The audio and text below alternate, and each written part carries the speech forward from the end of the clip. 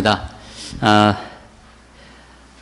정말 긴 연휴 덕분에 또 편안하게 쉬기도 하고 또 오랫동안 못 보던 가족들도 이렇게 만나보고 또 친지들과 함께 귀한 시간 가지셨을 줄로 그렇게 생각합니다.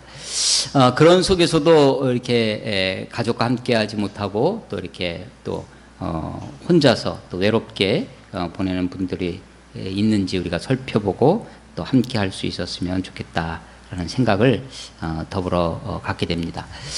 우리는 지금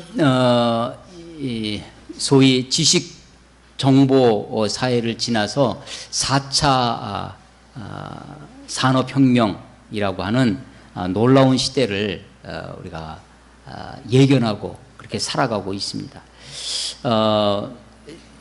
제가 이제 50대 중반인데요. 저부터 위로 한 10년 정도 60대 중반에서 50대 중반까지가 6.25 전쟁 이후에 태어난 전쟁 이후에 태어난 소위 베이비붐 시대입니다.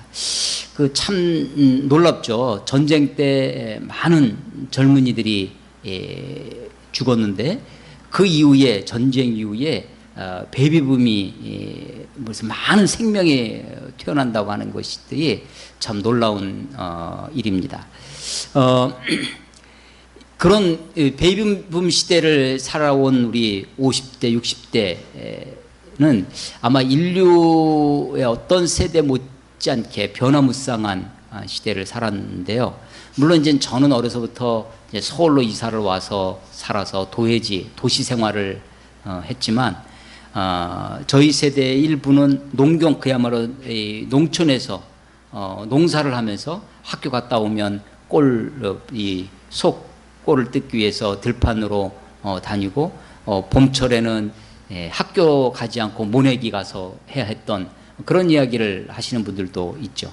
그래서 이 농경사회의 끝자락, 농경사회를 경험하고 그리고 70년대, 80년대 산업화 시대를 겪습니다. 중화공업 육성이라고 하는 기치를 걸고 세상이 완전히 뒤바뀌어 가고 있었죠.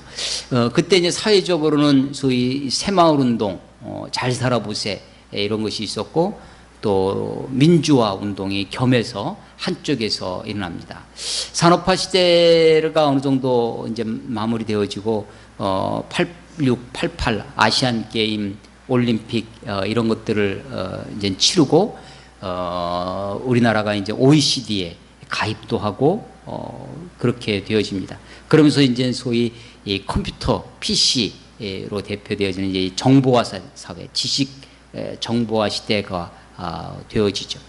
농경 사회, 산업화 시대만 해도 농경 시대에서는 이 농사의 경험 오랜 세월 동안 살아온 자기 경험이 우대되는 그런 시대였습니다. 산업화 시대도 몸에 축적된 기술로 후배들을 가르치고 이 소위 노년층이 경험이 많고 하는 것이 우대되는 시대였는데 지식 정보화 사회에 들어오면서 더 이상 그런 나이 많음 혹은 이 경험 많음 이런 것들이 우대되어지지 않고 새로운 지식, 새로운 정보가 그것이 이제 오히려 각광을 받고 그렇게 쫓아가는 시대가 되어지죠. 너무나 빠르게 전개되어집니다. 이제는 뭐 알파고로 우리가 충격을 받은 그런 사회. 그래서 모든 것이 인터넷 소위 손 안에 있는 이 핸드폰으로 모든 것이 조작이 가능하고 그런 세상이 되어져 가버렸습니다. 주커버그라고 하는 20대 젊은 청년이 이 만들어낸 소위 페이스북이라고 하는 것이 한 10여 년 만에 그를 세계의 최대의 부유한 사람으로 만들어버리는 그런 세상이 되어져 버렸습니다. 우리는 소위 이제 자본주의 시대에 살아왔는데요.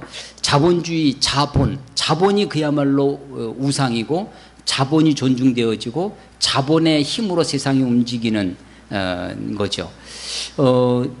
그럴 때 소비가 굉장히 중요합니다. 소비가 세상을 이끌어, 우리 어렸을 때는 이 저축을 강조하던 아주 그냥 농경사회와 산업화 시대에는 어떻게든지 이 저축왕을 어떻게든지 초등학교, 중학교, 학교에서도 학교 안에 학교 마을금고는 아니고 학생금고인가? 뭐 그래서 학교 안에 가서 저축을 할 수 있도록 학교 안에서 매일매일 그 용돈을 이렇게 저축할 수 있도록. 그래서 이제 저축이 미덕인 시대가 있었는데 지금은 저축이 더 이상 미덕이 아니고 소비가 미덕인 사회입니다. 이 소비가 미덕인 사회에서 소비를 통해서 자기의 존재를 입증하려고 하죠.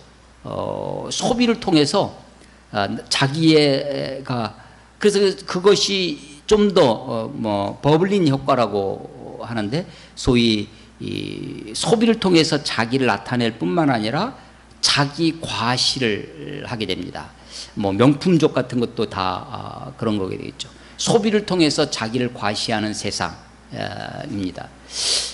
근데 이제 그 시대를 넘어서 자본주의 끝자락 금융 시대를 넘어가면서 이 소위 우리 지식정보화 사회에 오면서 소위 그 SNS, 페이스북이 대표가 되어지는 그런 사회에 또 다른 과시욕이 있습니다. 그래서 페이스북 이렇게 보면 자기 과시가 주로 여행 이야기 혹은 음식 이야기, 먹방 같은 것을 통해서 자기를 과시하고 자기를 드러내는 모습들을 우리가 수없이 보게 됩니다. 자기를 드러내는 것, 자기를 자랑하는 것은 사실은 굉장히 오래된 아주 뿌리 깊은 인류의 모습입니다.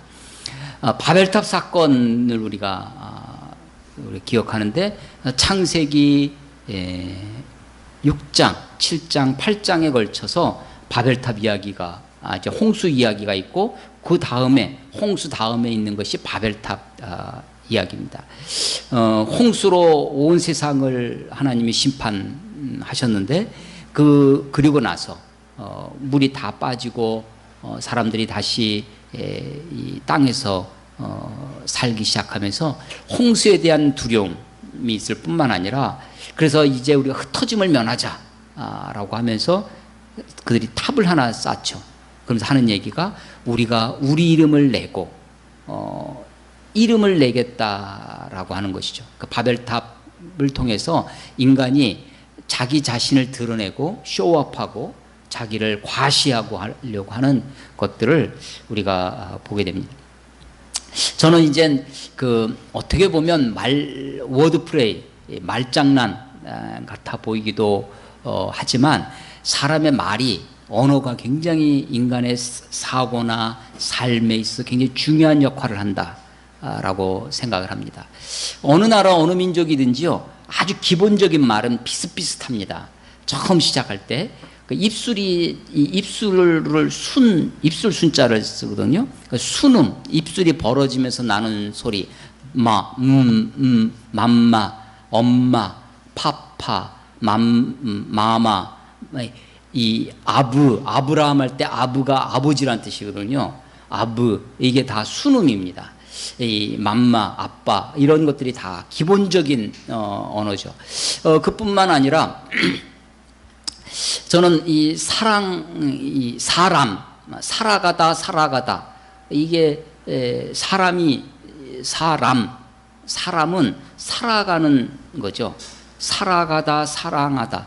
그래서 사람이, 사람과 사랑이 비슷한 말이라고 생각됩니다. 사랑하다, 살아가다. 리브와 러브가 스페링 하나 차이거든요. 이 리브와 러브가 비슷하듯이 사랑하다와 살아가다가 비슷합니다. 사람과 사랑, 그 사랑에서 가까운 것이 자랑이라고 생각됩니다. 그래서 사람, 사랑, 자랑, 이게 다 인간의 뿌리 언어라고 생각이 돼요. 우리의 가장 기본적인 거죠. 사람이 자기를 드러내고 싶은 것, 자기를 알리고 싶은 것, 누군가 나를 좀 알아줬으면 좋겠는 것, 이것이 굉장히 인간에게 있어서 중요한 요소라고 생각됩니다. 밥만 먹고 산다고 되는 것이 아니라 무엇인가 나 자신을 누군가 알아주고 소속감이 있고 누군가 내 삶이 좀 자랑할 만한 것이 있는 것, 자부심을 가질 수 있는 것이야말로 인간을 인간답게 행복하게 살아가는 그런 요소라고 생각되어지는 거죠. 오늘 이 설교 제목이 자랑, 자부심은 귀하지만 그게 전부는 아닙니다. 이게 설교 제목인데요. 사람에게서 뭐니 해도 머니라고 하는 돈이 필요합니다. 그런데 그것만 가지고 살 수 없는 세상이죠. 저희가 어렸을 때 박정희 대통령 시절 때 새마을운동 열심히 하고 막 이 경제개발 5개년 계획이라고 해가지고 열심히 막 하고 중동에 노무자들 보내고 뭐 간호사들 보내고 외화 벌어들이고 경부고속도로 처음 막 이렇게 만들고 했을 때 잘 살아보세, 이게 우리들의 모토였습니다. 그러면서 우리가 굉장히 전쟁 이후에 일제시대, 그다음에 6.25 전쟁 이후에 정말 최빈국, 세계 최빈국 가난한 나라에서 어떻게든지 잘 살아보자 라고 하는 이 아시아에서도 우리가 그렇게 어려운 나라였죠. 6.25 때도 이 주변의 나라들이 많이 우리를 원조를 했었고 도왔었습니다. 그때 이제 저희가 그때 배운 것 중에, 들은 것 중에 하나가 가난해도 이렇게 힘겹게 살아가고 있지만 우리가 그래도 잘 살아보세라고 하면서 그때 들은 것 중에 저 구라파에 소위 스칸디나비아 3국 그런 룩셈부르크, 벨기에, 네덜란드인가요? 뭐 이런 나라들, 이 아주 복지가 잘 되어 있는 나라가 자살률이 많다 라고 하면서 그 나라에 비해서 우리가 훨씬 나은 거다. 사실은 가난하고 헐벗고 했던 그런 시절이었거든요. 그런데 지금은 우리가 세계 어떤 통계에는 10위권 안에 들어가기도 하고 어떨 때는 7위까지 올라가기도 하는 소위 경제대국, 지금 우리나라가 그렇게 교역량에 있어서 그렇게 평가되어지고 있죠. 그러면서도 OECD의 자살률 1위를 지금 10년째 하고 있다는 거예요. 그 중에 청소년 자살률, 노년층의 자살률이 굉장히 심한 그런 나라고, 그것이 개선되어질 것이 잘 보이지 않는 그런 나라죠. 정신이 황폐해져 가고 있는 것입니다. 우리가 먹고 사는 것만으로 다 해결되어지지 않는 우리들의 삶의 많은 문제들, 인간의 인간됨이 도대체 어디에 있는지 라는 것을 생각하게 되어집니다. 자부심을 지금 자부심을 제가 한 주간 동안 생각을 했는데요. 자부심과 비슷한 것은 자긍심입니다. 근데 비슷하지만 조금 다른 것이 자존감이라는 것이 있고요. 자존감과 자존심은 또 다른 문제죠. 자신감도 있습니다. 자신감. 다 자기 자신에 대한 거죠. 이 자부심을 생각하면 잊혀지지 않고 이제 생각나는 한 청년이 있습니다. 제가 전도사 시절에 서울 신월동에 한 교회에서 전도사를 신학교 다니면서 이제 토요일마다 이렇게 서울에 와서 사역을 하고 자고 주일 밤 저녁 예배 다 마치고 다시 대전 내려가고 그런 세월을 보냈었는데요. 그때 만난 청년 중에 한 명이 군대를 갔다 와가지고 고등학교 졸업하고 군대를 갔습니다. 갔다 와서 뭘 하냐면 철근공을 합니다. 이 빌딩을 지면 이렇게 콘크리트 치려면 그 안에 철근이 있잖아요. 철근을 구부리는 것, 철근을 자르는 것, 그 두꺼운 철근을 요즘은 어떻게 자르는지, 요즘은 아마 이 카터기라든지 기계의 힘으로 할 겁니다. 옛날에는요, 큰 쇠 이 덩어리 위에다가 그걸 올려놓고 이 오한마라고 하는 큰 망치로 내려쳐서 그걸 순간적인 타격으로 치면, 그냥 치면 안 되고요. 순간적인 힘으로 탁 치면 그 철근이 뚝 부러지는 거예요. 쇠와 쇠 이 사이에서. 철근 공인데 정확하게 길이를 자르고 또 정확하게 이걸 꺾어가지고 구부러뜨려서 이제 콘크리트 타설하기 전에 이 철근 공을 하는 친구가 있었습니다. 완전히 이 막노동 중에서도 노가다 중에서도 굉장히 힘든 일이고 힘들면서도 아주 정확하게 힘이 그 기술이 있어야. 그래서 이 군대에서 제대하자마자 그 일을 배워가지고 하는 겁니다. 근데 교회를 열심히 다녀요. 근데 이 친구의 기도 제목은 늘상 주일날 비 오게 해달라는 거였습니다. 주일날 비가 와야, 그리고 이제 어떻게 아주 구체적, 그 친구는 구체적 기도합니다. 새벽에 비 오게 해주십시오. 그래야 안 나가는 거예요. 그리고 낮에는 비가 그치게. 새벽에만 비가 오면 아침에 시작할 때 보통 4시, 5시에 나가지고 일찍 출근하거든요. 그런 노가다는. 그때 비가 오면은 안 가는 거예요. 근데 자기가 안 가면 자기 일만 안 되는 것이 아니라 온 콘크리트 타설하는 그게 전부 다 멈추니까 자기가 안 갈 수가 없는데 주일날마다 그걸 기도하고요. 교회에서 무슨 체육대회가 있다 뭐 있다고 하면 그걸 놓고 기도하는 거, 비 오게 해달라고. 그래 자기가 안 가고 교회에 이래오니까. 그러면서 야간 전문대를 다녔습니다. 호르몬이 모시고 있는 그런 청년이었는데 그런데 이 청년이 잊혀지지 않는 말이 있어요. 자기가 하는 일에 자부심이 있습니다. 자기가 이 일 해가지고 그 돈을 모아서 학교도 야간이지만 전문대 다니고 있고 어머니 모시고 있고 이거 가지고 굉장히 그때도 일당이 센 업종이었습니다. 자기 일에 대한 자부심이 있어요. 근데 이 친구가 교회 한 여자 청년을 좋아하기 시작했습니다. 저한테 와서 하는 얘기가 그러는 거예요. 내가 이 일에 대해서는 자부심이 있는데 내가 그 자매한테 가서 말했을 때 이 자매가 자기를 좋아할지는 그 일에 대해서는 자신감이 없습니다. 이렇게 표현을 하더라고요. 자부심과 자신감이 좀 구별이 되죠. 자부심이 있는, 내가 하는 일에 대한 자부심, 우리 집안에 대한 자부심, 혹은 교회에 대한 자부심이 여러분들이 이렇게 자부심이 있을 수 있죠. 자신감하고는 또 다릅니다. 자존감도 좀 다르죠. 자기 자신에 대한 뭐 자존감과 자신감, 이제 자존심하고는 또 현격한 차이가 있죠. 자존심이 상하면 아주 사람이 이상해질 수도 있습니다. 어떤 일들을 할 때 우리가 자존감이 낮은 사람들은 그것이 자부심이나 이 자신감으로 나타나기가 좀 어려운 것이 있습니다. 뿌리에 있는 것, 자기 존재 자체에 대한, 자기 존재 자체를 긍정하는 것이 자존감입니다. 자존감. 이 자존감은 뿌리 깊게 어렸을 때, 특별히 영유아기 어렸을 때 부모로부터 가까운 타인, 아주 중요한 타인이라고 합니다. 그러니까 나 이외에 모든 사람은 타인이죠. 근데 부모도 또 나를 그 양육해준 어렸을 때 선생님 혹은 나를 도와줬던 할머니 뭐 이런 사람들로부터 자기 자존감이 생겨납니다. 자존감. 이 자존감이 뿌리라면 자부심은 좀 더 다릅니다. 자기 능력에 대한, 내가 하는 일에 대한 자부심, 내가 어떤 가진 것에 대한 자부심이 있죠. 그래서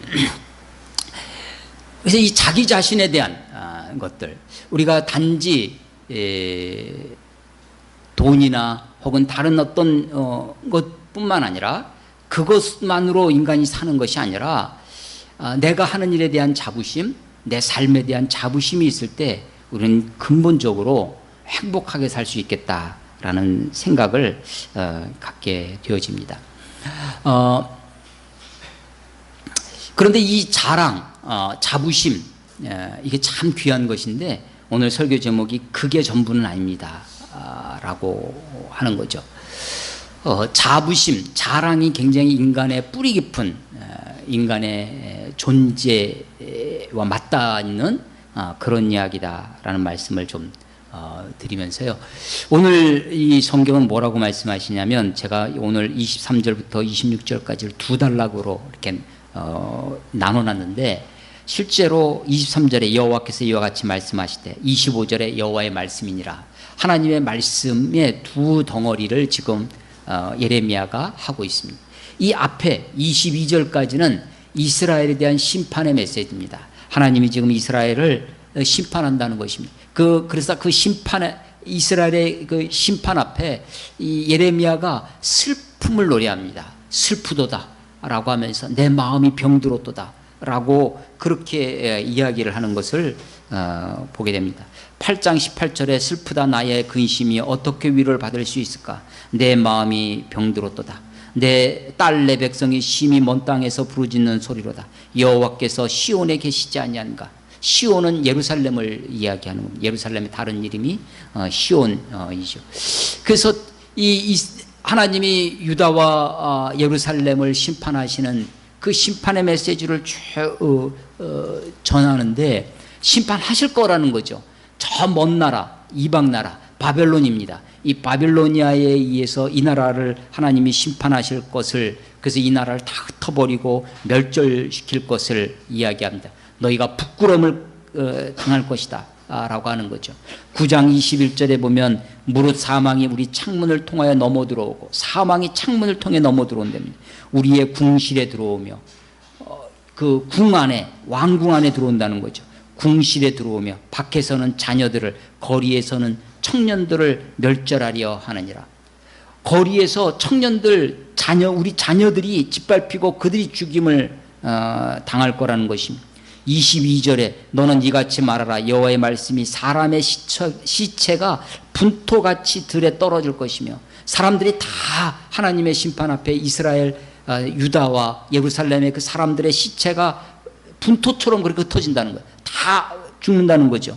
추수하는 자 뒤에 버려져 거두지 못한 곡식단 같이. 그 추수는 결실을 하는 거죠. 그런데 버려진다는 거예요. 거두지 못하는 곡식단처럼 무가치하고 그런 존재가 되어져 버린다는 거죠. 그런 하나님의 심판의 메시지를 지금 9장에서 계속해서 했던 것입니다. 그런데 그리고 나서 오늘 23절에 22절까지 심판의 메시지인데 22절에 하나님이 하시는 말씀이 지혜로운 자는 그의 지혜를 자랑하지 말라. 용사는 그의 용맹을 자랑하지 말라.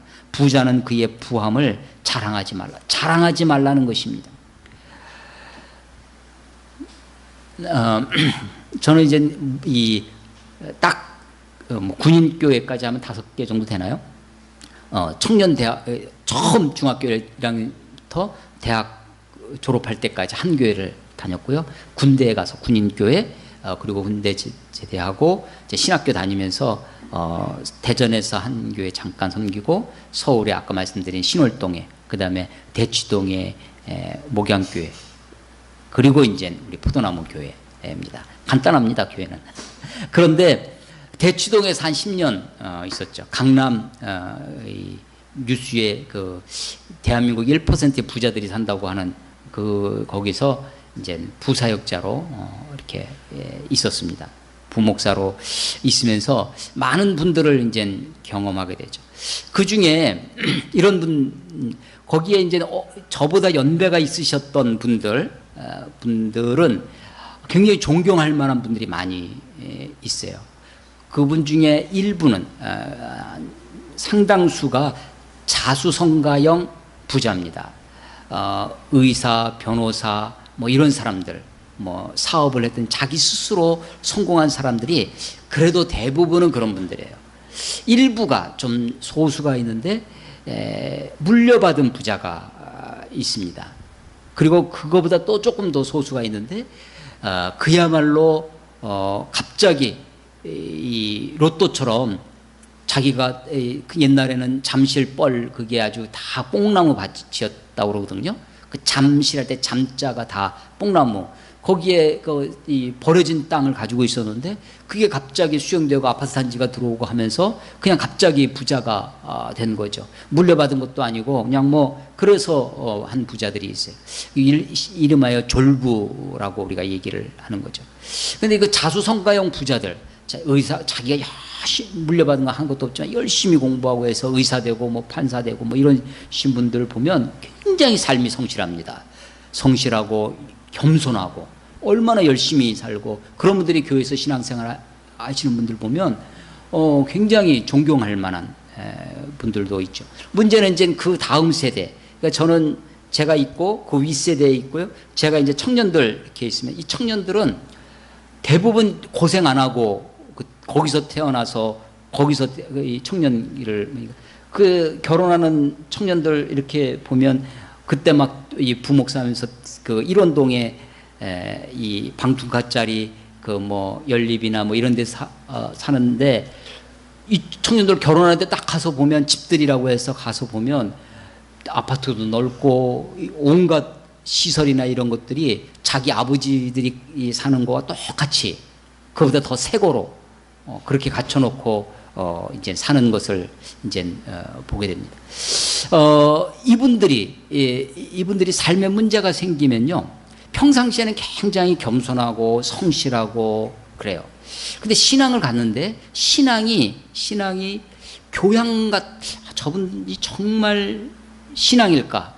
아니면 교양일까? 굉장히 품이 있습니다. 예의 바르시고 굉장히 그래요. 근데 문득 드는 생각이 있어요. 저분들이 정말 하나님을 간절히 찾고 있나? 저분들이 정말 하나님을 정말 그렇게 믿음을 그렇게 가지고 있나? 그런 생각이 들 때가 언제냐면 또 문제가 생겨요. 그런 가정이나 뭐 직장이나 문제가 생기잖아요. 이분들이 그런 문제가 생기면 먼저 하나님 앞에 와서 기도하고 하나님께 의지하지 않고 자기가 가지고 있는 지식을 의지합니다. 자기가 알고 있는 경험이나 혹은 자기가 알고 있는 인맥을 활용을 하고 사람을 찾아가고 사람에게 부탁하고 하는 것이 먼저예요. 그래서 하다 안 되면 그때 기도나 해봐야겠다. 하나님 기도하라는 뜻인갑다 라고 하면서 이렇게 오는 거예요. 그래서 이제 안 나오던 분들이 새벽기도, 지금은 저희 교회는 새벽기도가 없거든요. 근데 부목사일 때까지만 해도 열심히 새벽기도 했었는데 새벽기도 안 나오시던 분이 갑자기 새벽기도 나오세요. 그럼 걱정이 돼. 저분이 좀 어려움이 있어서 오시는 분 같다 하고 한 번, 두 번 나오신 분이 이제 나중에 보면 신방을 간다든지 하면 이제 아주 큰 어려움이 있는데 이미 손 쓸고 다 써보고 안 되니까 오는 거예요. 그러니까 이분들이 왜냐하면 자기가 가지고 있는 게 있어요. 지혜가 있습니다. 돈이 있어요. 또 인맥이 있고 권력이 있으니까 그것을 의지하기가 쉽습니다. 그리고 그것을 자랑하기가 쉬워요. 이 자랑하다는 말이 시편에 보시면 시편 36편에 보면 어떤 이는 병거를 어떤 이는 말을 의지하거니와 나는 여호와의 이름을 자랑하리로다 이렇게 그때 자랑하리로다라고 된 여호와의 이름을 자랑한다는 거예요. 어떤 사람은 병거를 무력이죠. 말을 이 병거나 말을 가지고 있는 사람은 권력도 있고 돈도 있어야 이 병거나 말을 가지고 있는 거죠.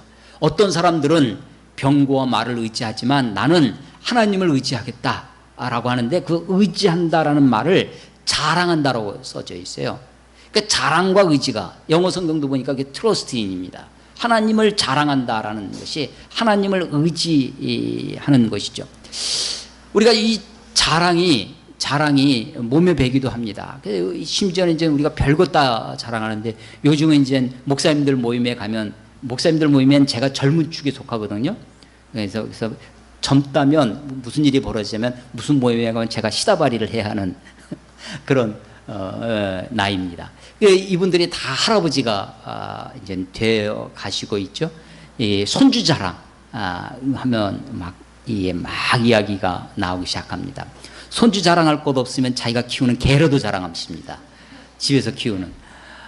우리 개가 뭐 하면서, 이 어떤 분이 와가지고 이제 친구 목사가 후배 목사인데 와가지고 이제 집에 와서 얘기하다가 이게 막 얘기하다 옆에 그 자기를 툭 쳤답니다. 그랬더니 집에서 기르는 개가 달려들어서 그 톡 치는 손을 확 물어버리는 거예요. 그러면서 얘가 우리 집에 내 경호실장이라고 자랑을 하시더라고요. 이 자랑이요. 자랑이 우리들에게 이 나의 나됨을 이야기합니다. 사람이 자랑하고 싶은 것이 많이 있어요. 여러분 고린도전서 1장에 가면요. 고린도전서 너희의 부르심을 생각해봐라 라고 하시면서 너희 중에 지혜 있는 자가 없고 부유한 자가 없고 강한 자가 없는데 하나님이 약한 자를 들어서 강한 자를 부끄럽게 하시고 미련한 자를 들어서 지혜로운 자를 부끄럽게 하시느니라 라고 하시면서 그러므로 하나님이 모든 육체로 하여금 우리이죠. 하여금 자랑하지 못하게 하려 함이니라. 자랑하지 못하게 하려 합니다. 하나님 우리로 하여금 자랑하지 못하게 한다는 겁니다. 하나님이 자랑하지 못하게 한다는 말씀이 또 어디서 나오냐면요. 에베소서 2장 8절 9절에 보면 이런 말씀이 있어요. 에베소서 2장 8절에 너희가 그 은혜를 인하여 믿음으로 말미암아 구원을 얻었나니 이것이 너희에게서 난 것이 아니요 하나님의 선물이라. 9절에 행위에서 난 것이 아니니 이는 누구든지 자랑하지 못하게 하려 함이니라. 예,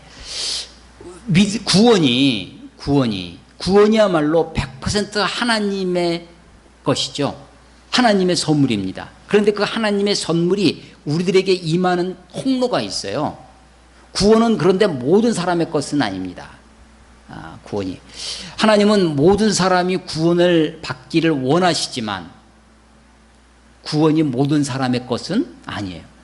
하나님이 자기 아들을 이 세상을 이처럼 사랑하사 독생자를 주셨죠.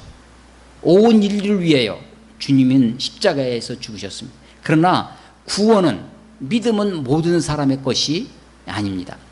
너희가 그 은혜를 인하여 에베소 2장 8절입니다. 너희가 그 은혜를 인하여 믿음으로 말미암아 구원을 얻었나니 그 은혜를 인하여 by grace입니다. by 은혜로 말미암아 은혜가 우리를 구하는 은혜는 누구의 것이냐면 하나님의 것이죠.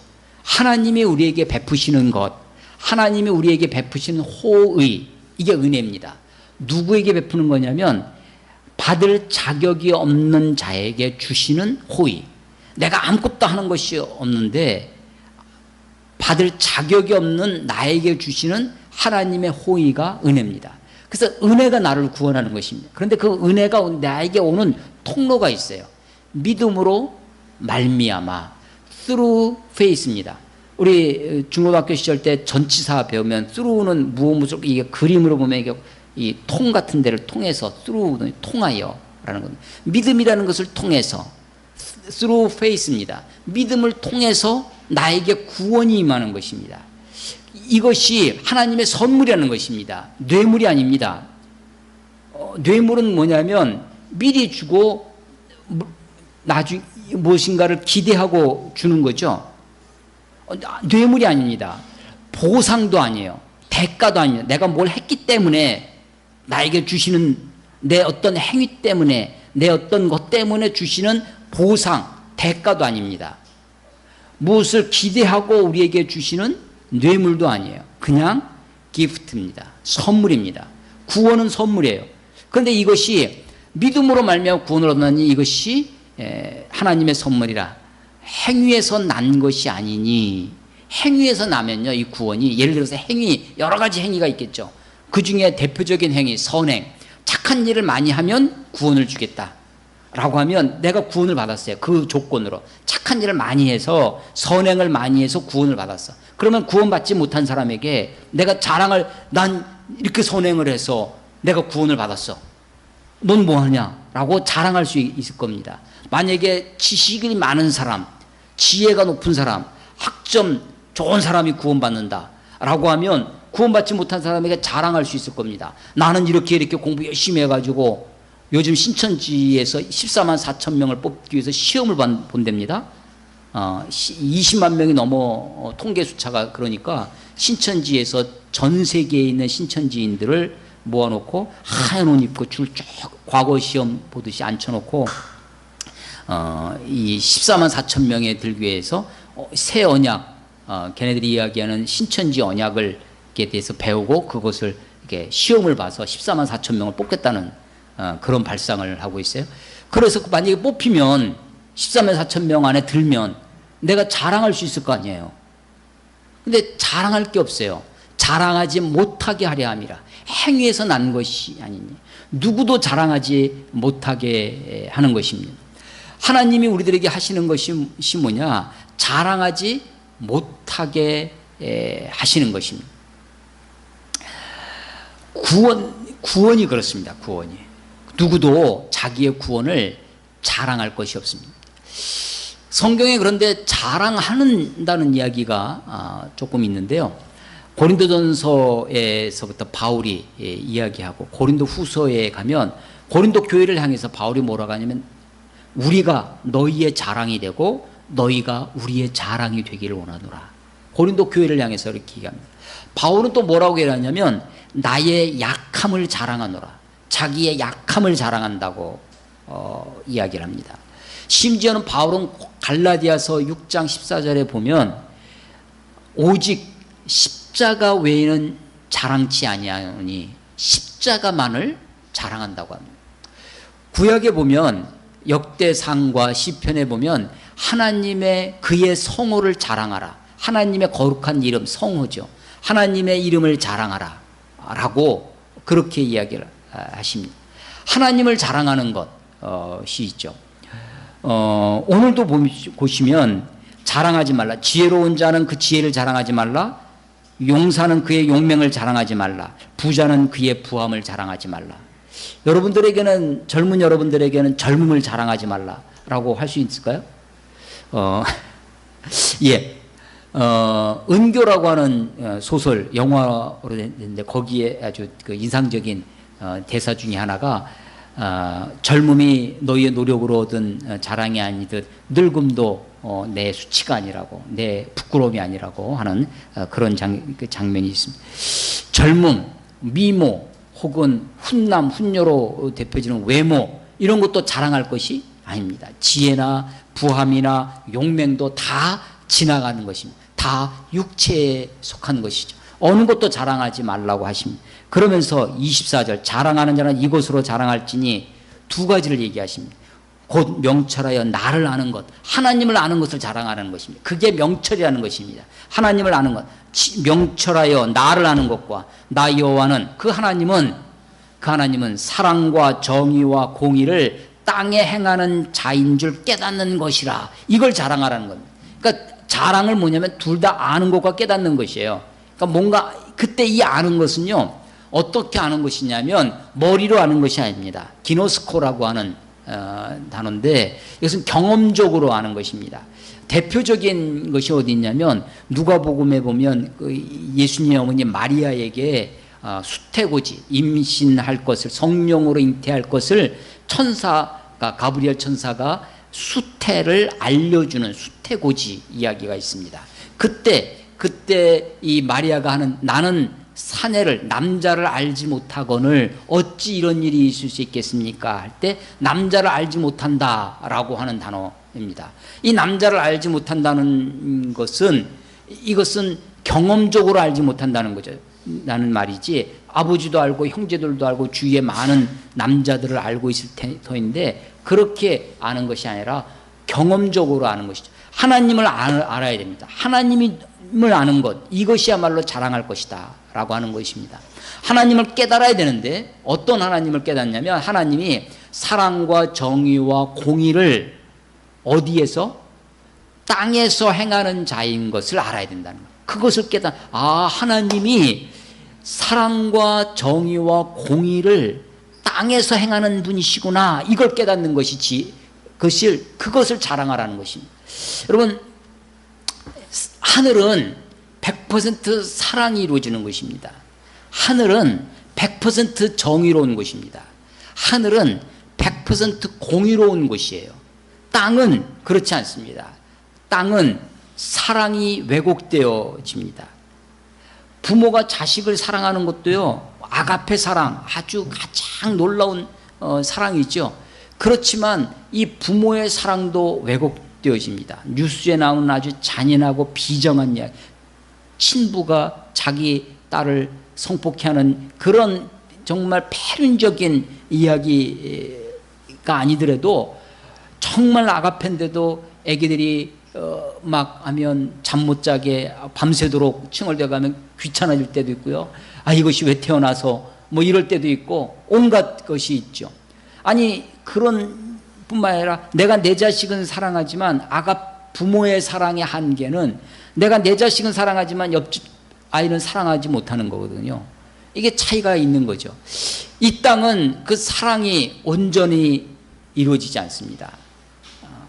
정의, 공의, 당연하죠. 정의도 다 자기 편에서는 정의롭다고 하는데 그것을 정의의 칼을 다른 사람한테 들이댈 뿐만 아니라 나에게도 똑같은 정의의 칼을 잣대를 같이 해야 되는 거죠. 그래서 적폐를 박근혜 때에 쌓인 적폐에 대한 패단을 그것을 척결하려면 지금도 그런 것이 지금 자기 사람에게도 동일한 정의의 잣대와 칼을 들이대는 것이 그게 공의일 것입니다. 그러니까 정의와 공의가 아니 법대로 하긴 해요. 근데 남들에게는 법대로 하는데 자기한테는 법대로 하지 아니하고 인정대로 하고 자기 마음대로 하면 이건 공의롭지 못한 거죠. 그 정의와 공의가 함께 있어야 하는 것이죠. 사랑과 정의와 공의를 땅에서 행하시는 분이 하나님이십니다. 이 땅에서 그것을 하나님이 기뻐하신다라고 하는 것이죠. 자랑한다라는 말과 비슷한 단어가 바로 기쁨입니다. 내가 그것을 인해서 어떤 일에 대해서 자부심을 갖는 것, 그 일을 기뻐하는 것입니다. 자, 지혜로운 자는 지혜를 자랑하지 말라. 용사는 그 용맹을 자랑하지 말라. 부한 자는 그 부함을 자랑하지 말라. 오직 너희는 이것을 자랑해라. 자랑하는 자는 이것으로 자랑할지니 곧 명철하여 나를 아는 것과 하나님을 아는 것을 자랑하라는 것입니다. 그리고 그 여호와가 사랑과 정의와 공의를 땅에서 행하는 자임을 깨닫는 것이라. 나는 이를 기뻐하노라. 이 일을 기뻐하는, 이 일이 뭐예요? 하나님이 기뻐하시는 일이 뭐냐? 땅에서 사랑을 행하는 것입니다. 땅에서 정의를 행하는 것이고 땅에서 공의를 행하는 것입니다. 그런데 우리가 이 땅에서 사랑을, 정의를, 공의를 행하지 않는다면 그것은 하나님을 깨닫는 것이 아니죠. 하나님을 알지 못하는 것입니다. 하나님을 자랑하지 않는 것입니다. 하나님을 자랑하는 사람이라면 당연히 이 땅에서 사랑과 정의와 공의를 행하는 자가 되어야 할 것입니다. 하나님의 그래서 그 자부심을 갖죠. 우리가 이 하나님에 대한 자랑과 자부심을 갖는 것이 굉장히 중요한 일인데 그것이 전부가 아니라고 했습니다. 그 뒤에 두 번째 단락이 뭐냐면 여호와의 말씀이라. 보라, 날이 이르면, 날이 이른다는 것입니다. 어떤 날입니까? 이 날은 날선 심판의 날입니다. 그 날이 다가오고 있습니다. The days are coming. 날이 이르면, 날이 오고 있다라는 것입니다. 보라, 날이 오고 있다. 할례 받은 자와 할례 받지 못한 자를 내가 다 벌하리라. 세상을 둘로 나누면 할례 받은 자와 할례 받지 못한 자로 나눌 수 있을 것입니다. 뭐 여러 가지 나눌 수도 있겠지만 유대인과 이방인으로 나누는 거죠. 중국 사람들이 중국인들 중화, 한족과 오랑캐로 나누듯이 할례 받은 자와 할례 받지 못한 자를 다 벌하시는 것입니다.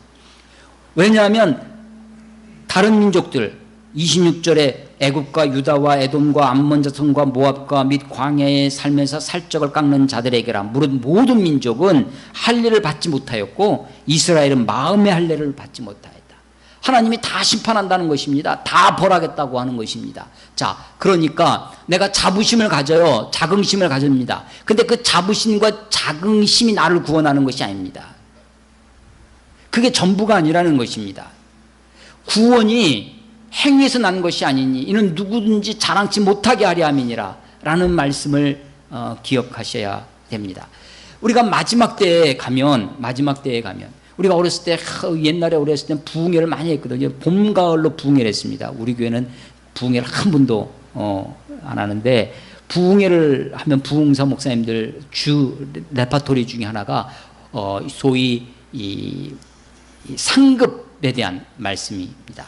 상급을 받아야 돼. 너희들이 이 땅에서 수고하고 열심히 봉사하고 헌신해서 하나님이 너희들에게 상급을 주실 것이다 라는 것입니다. 그것이 상급이 면류관으로 나오는데, 누구는 금면류관, 누구는 생명의 면류관, 무슨 면류관, 그런데 누구는 개털모자 쓰고 있다 라고 하는 거죠. 천국에 가면 개털모자 쓰고 있지 않으려면, 면류관을 쓰려면 이 땅에서 열심히 교회에서 수고하고 봉사하고 헌신해서 하늘나라의 면류관을 써야 된다라고 하는 것이 부흥사 목사님들의 주 레파토리 중에 하나였습니다. 그래서 그것을 들으면서 이제 자랐는데요.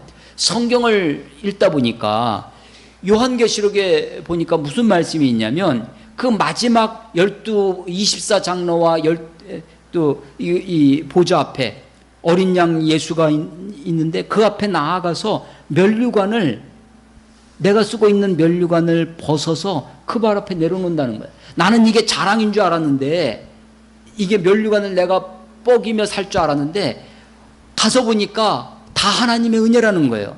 내가 이렇게 사는 것이 다 하나님의 은혜고 하나님의 이끄심이고 하나님의 도우심이었다. 아니, 내 공로가 아니었군요. 하나님의 은혜였습니다. 그래서 그 면류관을 벗어드린다라는 것입니다. 찬송가 가사에도 곳곳에 남아 있습니다. 면류관을 드리리. 면류관을 쓰고 있다는 것이 아닙니다. 내 이 면류관 붙들고 천국 간다는 것이 아니라, 천국 가서 내가 자랑하고 뽐내고 사는 것이 아니라 천국 가서 그 면류관이 다 하나님의 은혜였다라고 고백하면서 그것을 벗어드리는 겁니다. 누구도 자랑치 못하게 하려 함이니라 라고 하는 것이죠. 자, 하나님이 우리들이 자랑하라. 지혜로운 자는 지혜를 자랑하지 말고, 용사는 그 용명을 자랑하지 말고, 부한 자는 그 부함을 자랑하지 말고, 오직 하나님을 아는 것, 나를 아는 것과 그 하나님이 이 땅에서 사랑과 정의와 공의를 행하는 자임을 깨닫는 것, 그것을 자랑해라. 내가 그 일을 기뻐하노라. 그런데 내가 날이 이를 것이다. 심판의 날이 이를 것이다. 그때 할례 받은 자와 할례 받지 못한 자를, 할례 받지 못한 이 사람들을, 또 마음의 할례를 받지 못한 이스라엘 사람들을 내가 벌하리라. 하나님이 심판하시겠다라고 하는 것입니다. 마지막 때를 기억하는 것입니다. 끝나야 끝이 나는 거죠. 하나님이 끝내셔야 끝이 되는 것입니다. 하나님의 심판이 남아 있습니다. 하나님의 마지막 때 우리가 이 땅에서 살아가는 모든 것들을 하나님이 그날에 심판하실 것입니다. 여러분, 유대인들이 할례를 받은 것, 육신의 할례 그 자체를 자랑했습니다. 그래서 이 자부심, 내가 할례 받은 백성이다라고 하는 자부심이 부작용을 낳아서 어떻게 났냐면, 아주 건강할 때도 있었어요. 거룩한 분노로 나타날 때도 있지만, 그것이 할례 받지 못한 사람들에 대한 혐오와 부정으로 나타날 때가 있습니다. 그래서 다윗이 골리앗을 향해서, 골리앗이 이스라엘 백성들을 모독하고 이스라엘이 믿는 하나님을 모독하는 거죠. 그랬더니 이 할례 받지 못한 자가 어찌 살아계신 하나님의 이름을 망령되이 일컫느냐라고 하면서 거룩한 분노를 일으키기도 했었습니다. 근데 유대인들이 내가 할례 받았다고 하는 그것만 가지고 하나님이 어떤 분인지, 이 땅에서 사랑과 정의와 공의를 행하시는 분이라는 것을 망각하고 땅에서 온갖 불의와 부정과 거짓과 탐욕으로 행합니다. 난 할례 받았으니까 그것만 가지고 살아가는 것입니다. 그래서 결국은 그들이 하나님을 모독하는 자가 되었습니다. 로마서를 한번 찾아보겠습니다. 로마서 2장 말씀을 좀 찾아보겠습니다.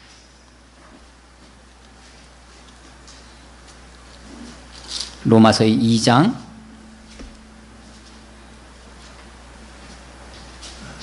17절, 로마서 2장 17절, 유대인이라 불리는 내가 율법을 의지하며 하나님을 자랑하며, 유대인들이 율법을 의지합니다. 하나님을 자랑해요.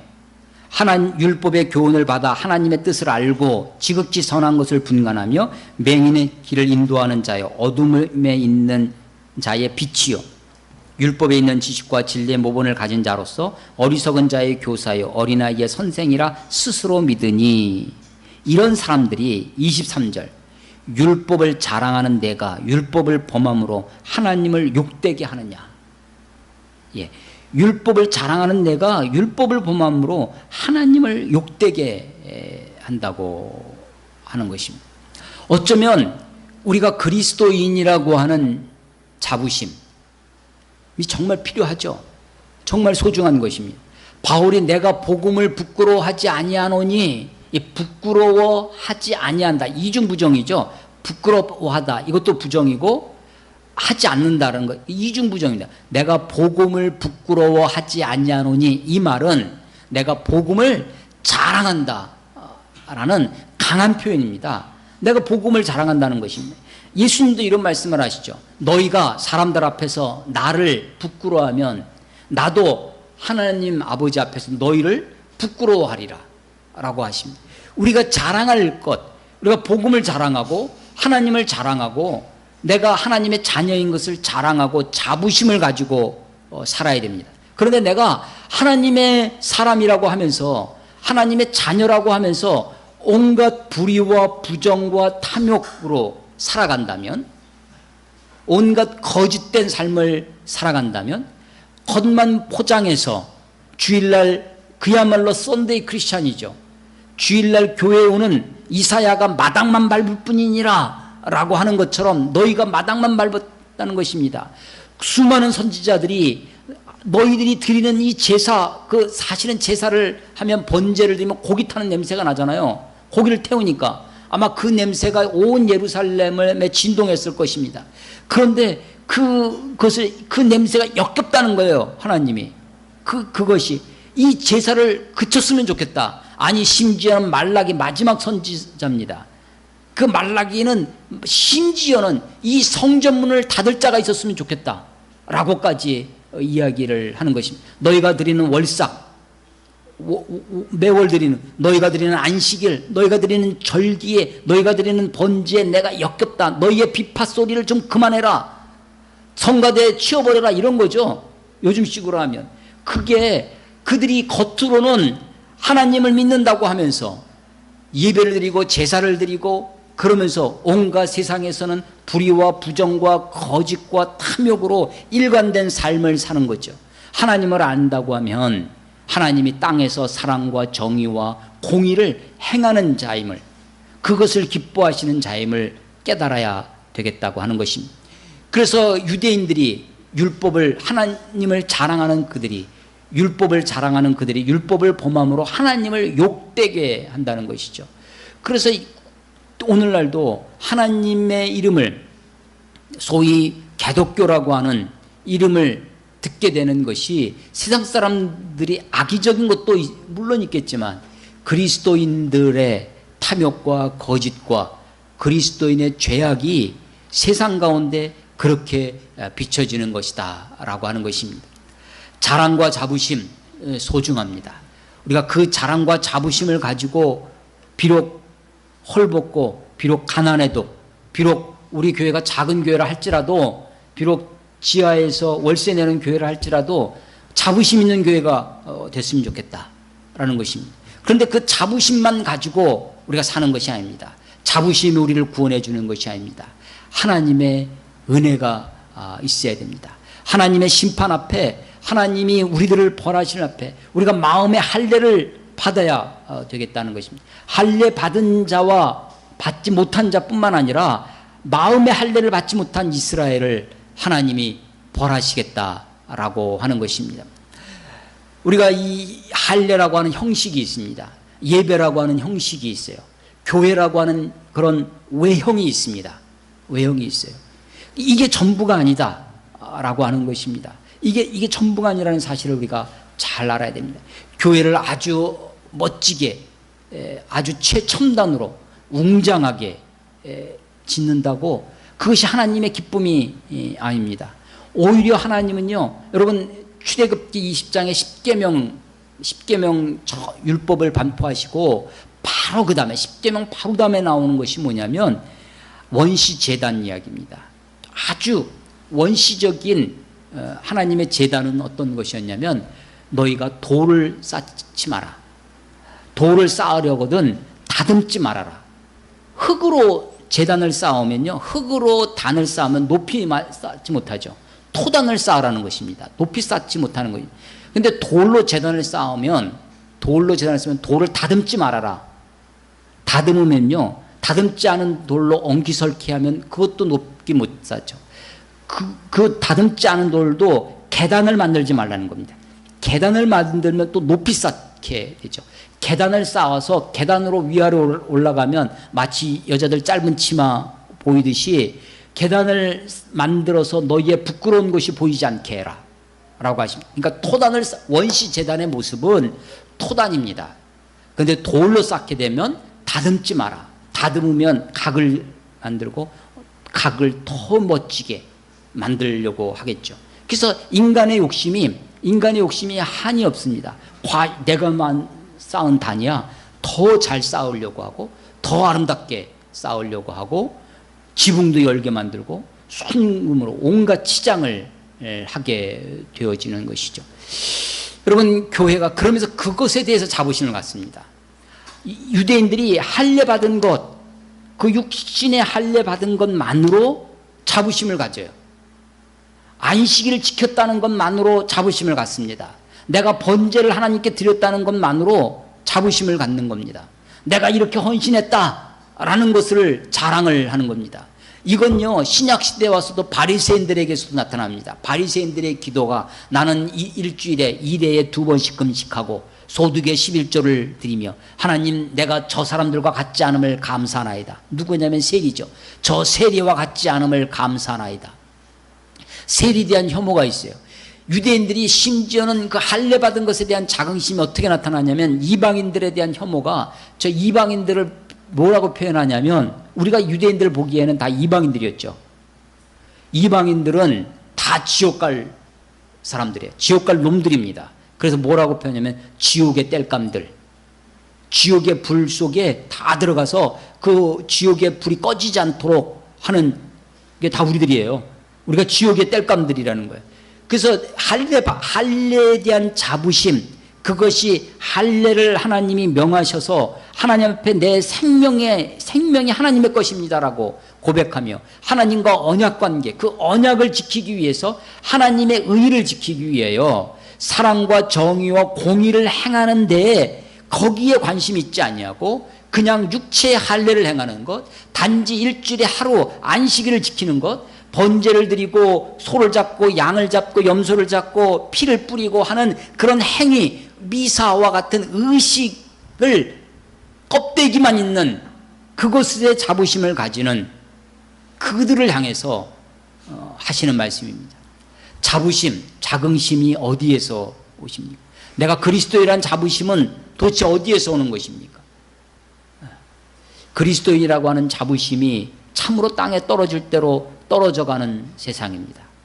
그러나 바울이 얘기하는 것처럼 내가 나의 약함을 자랑하노라. 내가 십자가 외에는 자랑하지 아니하겠노라 라고 얘기하는 것처럼 우리가 마지막 때에 그리스도인으로서 하나님의 백성으로 하나님을 아는 것, 하나님이 어떤 분이신지 아는 것, 참된 자부심 있는 그런 사람들이 되어야 되겠다라고 하는 것입니다. 자부심은 귀한 것입니다. 그 진짜 자부심을 생각할 때 무엇을 생각하셔야 되냐면 날이 이를 것이다라는 것입니다. 보라, 날이 이르리니. 그 날이 어떤 날이에요? 심판의 날입니다. 여러분, 이 심판의 날은 한편으로는 하나님의 심판, 벌이 임하는 날이지만 이 날은 구원이 완성되는 날입니다. 하나님의 구원이 14만 4천 명 그 숫자적인 사람을 채우기 위해서 혹세무민하는 그런 신천지의 이단 시험 보고 하는 그런 것이 아니라 하나님 앞에 정결한 신부로 우리 자신을 드리기 위하여 거룩한 하나님의 백성으로 살기 위하여 정말로 사랑과 정의와 공의를 땅에서 행하는 그것을 기뻐하시는 하나님, 구원이 인간의 행위에서 나지 아니하고 하나님의 은혜로 값없이 우리에게 준다는 사실을 믿고 감사함으로 살 뿐만 아니라 그 구원을 기뻐하며 이 땅에서 온전히 하나님의 백성으로 살아가는, 그래서 그 심판을 다른 말로 하면 하나님의 종말입니다. 종말의 신앙, 주님 다시 오실 그날, 내가 비록 가난하게 살아도, 비록 병들어서 살아도, 비록 어렵게 살아도 내가 그리스도인으로 하나님의 사람으로 자부심을 가지고 자긍심을 가지고 살아갑니다. 하나님이 나를 위하여 자기 아들을 십자가에 보내주신 하나님의 사랑의 대상입니다. 하나님이 나를 구원하셨습니다. 그래서 내가 비굴하게 살지 아니하고, 내가 비겁하게 살지 아니하고, 하나님 앞 비참하게 살지 아니하고 당당하게 자부심을 가지고 마지막 종말에 그 날이 이르리니, 날이 이르리니 주님을 기억하며 사시는 저와 여러분이 되시기를 주의 이름으로 축원합니다. 기도하겠습니다. 하나님 아버지, 은혜를 감사합니다. 하나님, 우리가 이 땅에 살면서 지혜를 추구하고 용맹을, 용기를, 힘을 우리가 추구하며 최선을 다하여 열심히 살아가지만 하나님, 그런 것들이 우리의 자랑이 되지 않게 하시고 나의 자랑이 다른 사람의 혐오가 되지 않도록 하나님, 사랑은 온유하며 사랑은 자랑하지 아니하며 교만하지 아니하며라고 하신 주의 말씀처럼 헛된 것, 허탄한 자랑을 우리에게서 제하시고 우리가 온전히 자랑해야 할 십자가와 우리 하나님, 나의 약함을 오히려 자랑하는 하나님의 백성들이 되게 하여 주시옵소서. 하나님, 내가 하나님의 자녀라고 하는, 하나님의 백성이라고 하는, 그리스도인이라고 하는 굳센 믿음과 그 자부심으로 우리의 삶의 현실이 비록 어렵고 힘들고 고통이 다가와도 영광의 그날 주님 앞에 설 것을 기억하며 살아가는 주의 백성들 다 될 수 있도록 하나님 축복하여 주시옵소서. 주님은 우리의 자랑이십니다. 십자가가 우리의 자랑입니다. 주의 영광을 소망합니다. 다시 오실 주님, 영광의 주님 앞에 우리들을 불러 주시옵소서. 예수님 이름으로 감사하며 기도드렸사옵나이다. 아멘.